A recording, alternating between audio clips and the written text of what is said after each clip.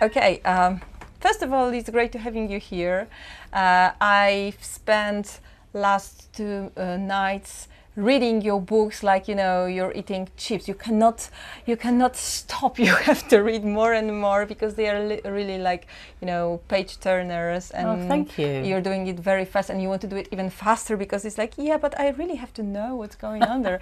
So, but what I think is this hack, this key to what you're doing is that you have this very emotional relation with your reader. I mean, all these stories are based on a very emotional tragedies, you know, related with children. So it touches mothers' souls a lot, isn't it right? I think yes. They're not quite all of them have children, but I do quite often have children. Yeah. And yes, I like writing about people's dilemmas. Yeah. So when somebody's faced with a really difficult situation, a difficult decision, what do they do? And obviously, if children are involved, the decision is nearly always that the children come first. So you really like to make a damage in the family happiness. Yeah. Well, yes. I suppose I do. Yes. Yes. I like to demonstrate that these things are actually happening. Yes. Okay. Are there women your readers in particular? I think I have more women readers, but not exclusively. I do have quite a lot of male readers who keep in touch with me as well, so they're not all women. Do you see the difference between their attitudes towards your work? Like men and women attitudes? I mean, do they point on different things in your books? I think that women tend to want a resolution to everything. Okay. They want everything at the end to be neatly packaged. And I don't really do that because I don't think life is neatly packaged. Exactly. And so when I write, I think, well, what might happen at the end of this? But it probably wouldn't happen immediately. You know, I don't really do happy endings. It doesn't work for me. So I'm sorry. Well, I mean, they're not desperately unhappy endings. They're just endings where people maybe don't know what's going to happen next. And I think that's important. Can you tell me something about the research? Because I think it might affect an author when you're writing, when you're looking for stories like that to think about, and then you're writing about such horrible things. It must affect you somehow.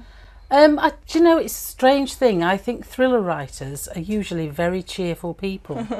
Because we write about the black side of life, our own lives seem to be pretty good, really. Yeah. And I think that quite often romance writers are the opposite way. They write the comedians, about yes, sad people. Very. It's such a shame because they seem so happy, and the romance writers write about this perfect love and the perfect future happiness, and life is very rarely like that. So it doesn't affect me in a negative way because I like to think that my female characters are quite strong. Yes, they are. And they come out of it okay in the end. They work their way out of it in the end, in one way or another. Why did you decide to write thriller books? Why this genre is the most important for you? Because I used to read thrillers, so I read thrillers from the reading. Yeah, and so that was the genre that I also do read. Romance. I suppose we used to call it chick lit. Like women's fiction it's called now, yes, but it used to be called chick lit. But I do quite enjoy that as a relaxation and, you know, lying by a swimming pool or on the beach, it's perfect. But thrillers are the things that keep me turning the page. And so I had no idea I was going to write. I'd never had any ambition to write a book. And then I was actually having dinner with somebody and he said to me, well, if you gave up work, what would you do? And I said, I'd write a book. Ha! And that was the first I knew about it. And my husband looked at me as if to say, really? Where's that come from? And then it was probably 10 years after that before I gave up work. But I'd got the germ of an idea in my head. And so I used to drive to work plotting this murder. And it made the journey time pass much more quickly. Yeah, it's how it works. For both of us. Yeah. So now, please could you explain me, who is Tom Douglas for you? I mean, is he is he based on someone, or he's the kind of the perfect projection, or who is he? Well, when I created Tom Douglas, he was in my very first book, which was Only the Innocent, and I had never thought about having a series character. Okay. Oh. So I wrote him in because somebody gets killed in the very first chapter, and you kind of need a policeman if somebody's died. So I started to write this Tom Douglas character, and I thought what I liked about him was that he was conflicted. He wasn't sure whether he should do what was right by the law or what he thought was morally right, and they weren't the same thing. And that made life very difficult for him, and he ended up being a character that to me seemed really interesting. But I still wasn't going to carry on writing about him. I'd already started the second book, which he wasn't in it at all. And then people started to say, when's the next Tom Douglas? And I thought, right, I better find a role for him in this book. So he quickly got involved in that book. But what I wanted to avoid was writing about there are a lot of books now where the policemen are lonely, sad, drunk. It's the Swedish fault. Well, it's not just Swedish. There's quite a few of them in England as well.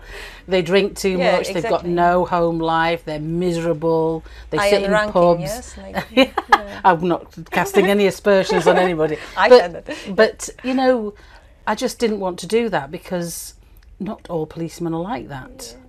Some of them are jolly nice chaps. You know, nice women, nice men. They just have a really difficult job to do. And so I wanted a man who wanted to do it for all the right reasons. He wanted to do it because he wanted to make the world a better place. But he was quite around. I mean, he has his issues. He had problems with his first wife, and he's had a few relationship issues. Nothing major. I didn't want to have him on and off with one person all the way through all the books. I just wanted him to feel like a normal guy, but a really good You man. like him, I do like him a do, lot. And I like the fact that he loses his temper. I like the fact that he can be stroppy. But generally, he's very sincere, and sometimes he makes decisions that are not right for a policeman to make, but are right for him morally. You were born in Manchester? I was. Okay, so you're a real Manchesterian? You use this, how you can call it? Mancunian. Okay. Oh God! You'd never have got that, would you? No, no. Thank you. You're learning all your life. Once learning all his life. Okay, Mancunian.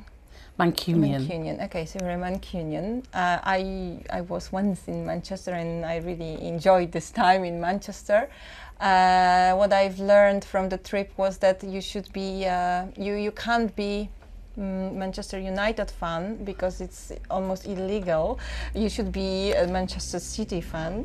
Yeah, well, my family's Manchester United fans. I used to go to Manchester United. I met wrong people then. No, you're right, actually. There are far more, the people in Manchester generally are more Manchester City now, rather than United. A guy at the airport, he was shouting at me that I have this Manchester United t-shirt for my son. But whatever. I was like, Jesus, I didn't know. I'm sorry, I'm a foreigner. Yeah. But I wanted to ask you about the role of Manchester in your writing, because it's visible that this place takes place, important place in your books. Yes, the first two, Manchester wasn't in, but I spoke to my agent, my editor, and the feeling was that Manchester will be better because I know it really well. I know the people. And what I like about writing about Manchester is the people in Manchester are very friendly generally. Not exclusively, obviously. Apart from this guy with the t-shirt, or the football shirt. Yeah. But generally speaking, people in Manchester are very friendly. And they are considerate towards each other, and so there are bits where I can introduce that, but also there's a whole underground world of Manchester that I'm fascinated by, and there are lots of places in Manchester that are interesting and perfect for murders, really. Yeah, post-industrial city is a good setting, isn't it? Absolutely. And there are places, so in one of my books, Kill Me Again, quite a lot of that takes place in an area called Pomona Island, which I've lived all my life in Manchester and I didn't even know it existed. And it was when I was doing some research that I discovered it. And because I now live in the Channel Islands, I wasn't sure if it was going to be the right kind of place. So my sister and her husband set off, because they live in Manchester, so they set off and they went to explore Pomona Island for me with a camera, and they were taking photographs in all different directions. And my sister even found 2 workmen, because it was completely deserted, but there were these 2 workmen. And she asked one of them where would be a good place to hide a body. So I'm surprised she didn't get. I'm surprised she didn't get arrested. It's very, very interesting. Yeah. So now I know that the research you're doing is more complicated than just only reading books of other authors. Oh yeah, I like to know my locations really well. I've just been to Cornwall last week because I've got another series starting that's in Cornwall. So I've written the first one, and the first one's out in England next month. And it is going to come out here, but I think it'll be next year.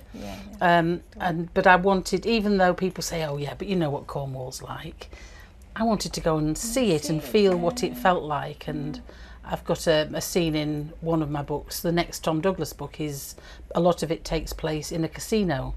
So I got my nephew to take me to a casino in Manchester just to get a feel for the place. But did you want something in a casino? I didn't win anything, no. My sister did on the slot machines. I didn't win anything, but she did. It's really interesting. Guys, it's really interesting to be a writer. You can be anyone you want. Yes. You know, that's super cool in this work, isn't it? It's true. Okay, so for the end, because this is really interesting, and I know that all the people is asking you about that, but how is to be your own publisher? Because it's a giant success what you did with this self-publishing, and everybody wants to follow your steps. Please, we need a manual right now. Oh gosh. Well, it's interesting because the next books I'm doing are being traditionally published, so I'm doing both side by side. So the Tom Douglas books I'm going to continue to self-publish, but I actually thought it would be interesting to take a traditional deal as well, to see what I would learn from them and to see how they do things differently. But to be a self-publisher, you have to be very self-motivated, and it's very hard work, and it's harder work now than it was when I started. So you have to build up relationships with people, and it really has to be online on social media. So I have an assistant now, because there's a huge amount of work involved. And we have, for example, a Facebook group which we've invited people to join. And we post, not about my books, we post about writing, we post about books that I've read that I've enjoyed, not my own like books. Entertain them. Just keeping people interested and keeping them interested in reading thrillers. And, you know, these people then become very supportive. And when there's a new book out, they will take an interest in it and hopefully read it and enjoy it. But it is a constant, ongoing job. When I first started, I worked for the first 3 months. I worked 14 hours a day, 7 days a week, just marketing. Well, okay, now is it worth? It was worth it for me then, definitely, because when I started, I wasn't doing anything. I just thought, oh, I'll put my book, I'm not bothered, you know, if I sell some, I sell some. And I wasn't really that bothered. And then I sold 6 on Christmas Day, and I thought, oh, this is really good. I need to do better than this.